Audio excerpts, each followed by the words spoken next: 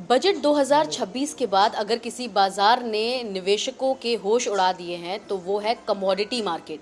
सोना और चांदी दोनों के ही दाम इस बार काफ़ी ज़्यादा गिर चुके हैं, जिसके बाद निवेशकों के लिए अब सोना और चांदी में निवेश करें या फिर जो निवेश किया हुआ है उसे विड्रॉ कर ले, ये सबसे बड़ी पहेली बन चुकी है। इस पहेली पर बात करने के लिए हमारे साथ कुमार जैन हैं, जो ज्वेलर्स एसोसिएशन के स्पोक्स पर्सन हैं और काफ़ी सक्रिय हैं कमोडिटी मार्केट में। सर, आपसे जानना चाहेंगे, इस बार के बजट में आपको लगता है कि निवेशकों के लिए जो कुछ पेश किया गया वो कुछ खास नहीं है, और किस प्रकार आखिर निवेशक इसे देख रहे हैं? नहीं, बेसिकली गोल्ड मार्केट तो ऐसा कहते हैं कि कुछ नहीं, हाँ पे भी था और ना पे भी था। कुछ बजट से कुछ फ़ायदा नहीं हुआ लोगों को। लोग आशा लगा के बैठे थे 5% इम्पोर्ट ड्यूटी घटेगी, ऐसी लोगों की आशा थी। आशा पे पानी फिर गया। अभी रास्ता बजट मतलब कहने का मतलब कि बजट जीरो था, उसमें सब बड़ी बड़ी बातें थी, सब बड़े बड़े विचार थे कि भाई ये बजट से लॉन्ग टर्म में बेनिफिट होगा। लॉन्ग टर्म में कब बेनिफिट होगा? आज करो और आज पाओ, हमेशा ये एग्जाम्पल होना चाहिए। तो लॉन्ग टर्म बेनिफिट का ही सोचकर हम देख रहे थे कि सोना और चांदी जो है एक रिकॉर्ड प्राइस पर जा चुकी थी, उनका रिकॉर्ड जो है वो बरकरार था, लेकिन एकाएक हमने देखा कल जैसे ही बजट पेश हुआ उनके दाम गिर गए, और इतने ज़्यादा गिरे हैं, चांदी ने सबसे ज़्यादा लॉस सफ़र किया है। तो ये इसका कारण क्या है? बिल्कुल, चांदी जो थी 4,11,000 तक गई थी और घट के 2.5 लाख पे आ गई। इसी तरह सोना भी 2 लाख के पार गया था और घट के 1.5 लाख आ गया। एक बहुत बड़ा लॉस आया और अभी भी सर्किट लग रहा है, यानी कि और मंदी जाएगा। 2-3 दिन में सोना चांदी और मंदा जाएगा। यानी आप कह रहे हैं कि अगले आने वाले 2-3 दिन में जो, क्योंकि सोना और चांदी और घटने वाला है, तो इस समय निवेशकों को अगर आप बता सके कि उन्हें कौन से पोजीशन पर रहना है और अपने जो इन्वेस्टमेंट है उसे होल्ड करके रखे या फिर इसे सेल करें, आपकी एडवाइस क्या रहेगी? नहीं, इसको 3 भाग में ले लेवे। कहीं ना कहीं सोना आगे भी बढ़ने ही वाला है। हम लोग जो आज जो $4200 है सोना, करीबन 4,950 के पार जाएगा। इस तरह सोना बढ़ने वाला है, चांदी नहीं बढ़ेगी। चांदी में सट्टा घुसा था, मैंने पहले भी मैसेज दिया था कि एक सट्टा है इसमें चांदी में।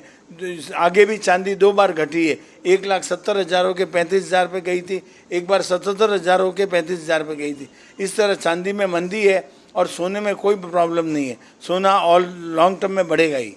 तो चांदी में इस प्रकार की गिरावट देखने मिल रही है। इंडिया जो है एक one of the biggest importers और मैन्युफैक्चरर्स माना जाता है चांदी में, लेकिन अब जब चांदी का दाम घट रहा है और इतनी ज़्यादा इसकी मार्केट वैल्यू फ्लक्चुएट हो रही है, तो इसको लेकर आगे के निवेश किस प्रकार देखा जाए? क्योंकि चांदी का इस्तेमाल तो हर जगह पर आजकल बढ़ता जा रहा है।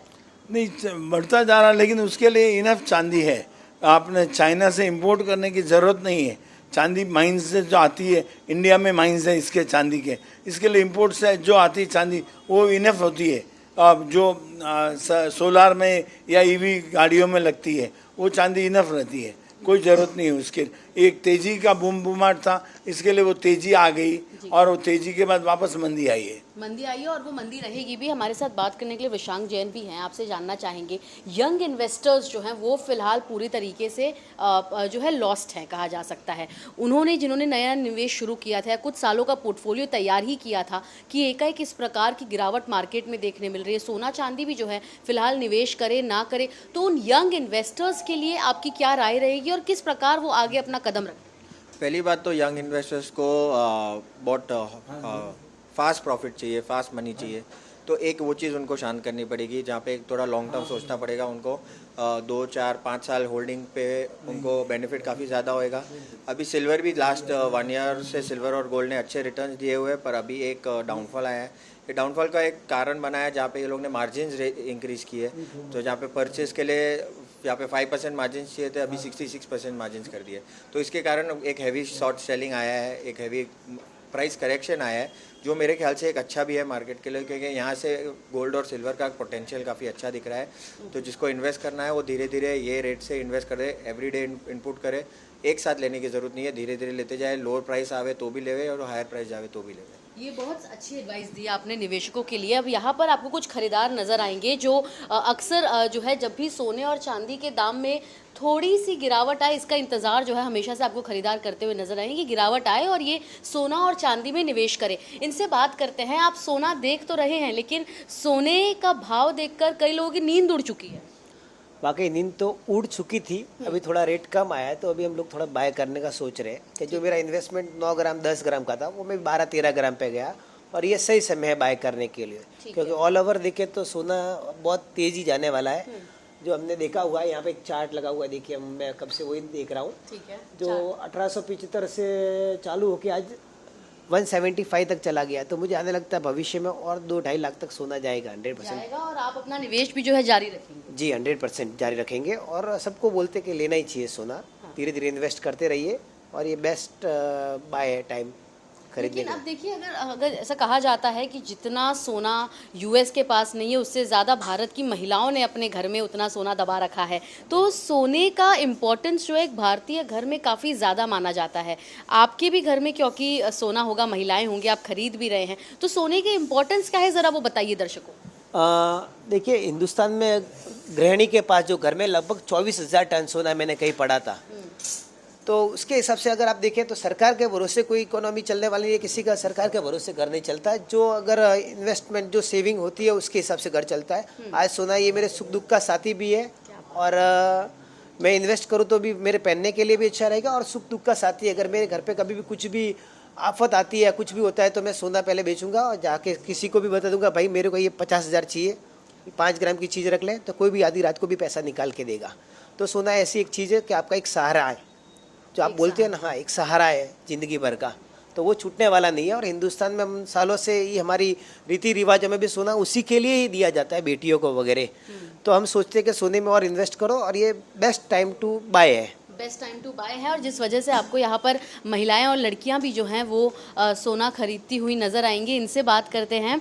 क्या क्या खरीदना चाह रही हैं आप, क्या लेना चाह रही हैं? मैम चैन देखने के लिए आए थे आज। गोल्ड का भाव थोड़ा कम हुआ था और ज़्यादा हो गया था, तो अभी थोड़ा कम हुआ था तो देखने के लिए आए थे। और शादी विधि भी पड़ने वाली है घर में, तो इसीलिए। और अब जब सोने का दाम इतना ज़्यादा घटा है, सीधा 1.5 लाख पर आ गया है, तो आपको लगता है कि इस समय भले ही जितना हो सके, जितना बन पड़े, लेकिन सोना खरीद लेना चाहिए? आपको ऐसा लगता है? जितना हो सके उतना तो ले लेना चाहिए, क्योंकि आगे जाके बढ़ भी सकता है, कोई भरोसा नहीं है सोने का। यस। आप क्या बोलेंगी? आप भी देख रही हैं, खरीद रही हैं सोना? मैं तो चेन खरीदने आई हूँ, मतलब साथ में ही है, तो चेन कुछ ना कुछ तो थोड़ा सोना लेके जाओ, क्योंकि आज भाव कम हुआ है सोने का, इसलिए चेन लेने आई हूँ। और कुछ महीने बाद शादी भी है घर पे, तो गोल्ड का इन्वेस्ट करना भी बहुत बेस्ट है। लेकिन कहा जा रहा है कि आगे चल के दाम और भी बढ़ सकता है, आपने को उसके बारे में आइडिया नहीं है? दाम तो बहुत बढ़ जाएगा, कि अभी भी बढ़ गया है, तो वो कल आज कम हुआ है, इसलिए थोड़ा बहुत तो सोना लेने आए। तो देखिए, सोना एक प्रकार के सिक्योरिटी डिपॉजिट के तौर पर देखा जाता है हर एक उस भारतीय के घर में जिनके घर में आप एक गृहिणी पाएंगे जो सोना खरीदती हैं, रखती हैं, सजो कर रखती हैं। और ऐसे में अब जब कमोडिटी मार्केट में इतना ज़्यादा फ्लक्चुएशन देखा जा रहा है, तो एक्सपर्ट्स का भी यही कहना है कि यही समय है कि सोना खरीद लिया जाए, क्योंकि आगे आने वाले समय में सोने का भाव और ज़्यादा बढ़ सकता है। वही दूसरी ओर चांदी, जिस पर काफ़ी लोगों ने हाई स्टेक्स लगाए थे, उसका दाम और ज़्यादा घटने के आसार है, जिसके चलते चांदी को लेकर लोगों को अब कॉशियस रहना होगा। मुंबई से कैमरा पर्सन सचिन सावंत के साथ सुजाता द्विवेदी, एनडीटीवी इंडिया के लिए।